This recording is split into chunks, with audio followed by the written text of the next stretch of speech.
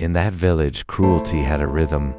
It happened so often that people stopped noticing it, and he was part of the rhythm.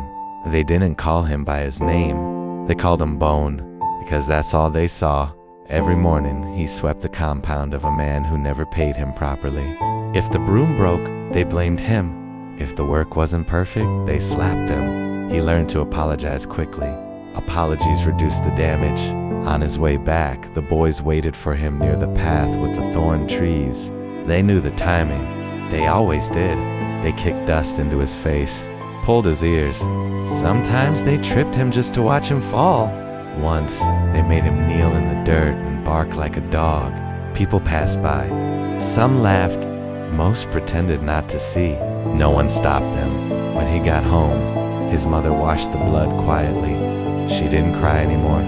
Crying hadn't helped in the past.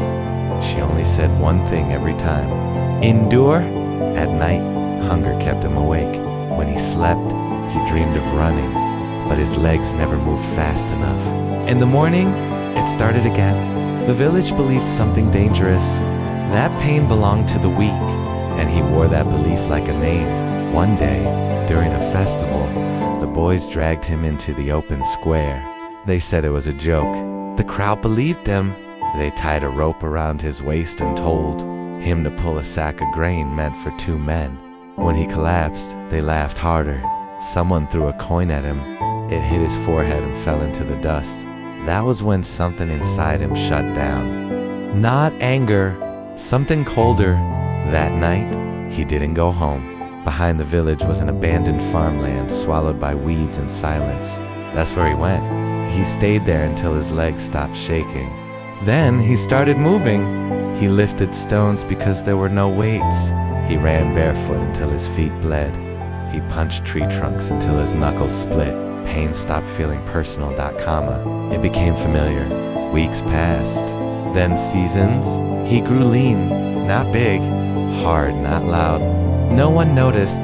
Suffering is invisible when it's expected. One evening, on the same path near the thorn trees, they found him again. Older, taller, still quiet. They laughed, relieved he hadn't changed enough to threaten them. One of them struck him in the stomach. He didn't fold. Another hit him across the face. He tasted blood and stayed standing. The third boy grabbed him by the collar and pulled. That's when the skinny boy pushed back, not wildly, with control. The boy stumbled. The laughter died instantly. No one had ever stumbled because of him before. The crowd gathered, waiting for violence. He didn't give it to them. He stepped forward once. The boy stepped back. That was the moment. Not when he hit them. When they retreated, he said nothing. He didn't need to. The village understood. From that day, they avoided his path. Stopped calling him names. Stopped touching him. No apologies came. Villages don't apologize. Years later, when new boys grew bold, the elders stopped them with a warning. Leave him. No explanation followed.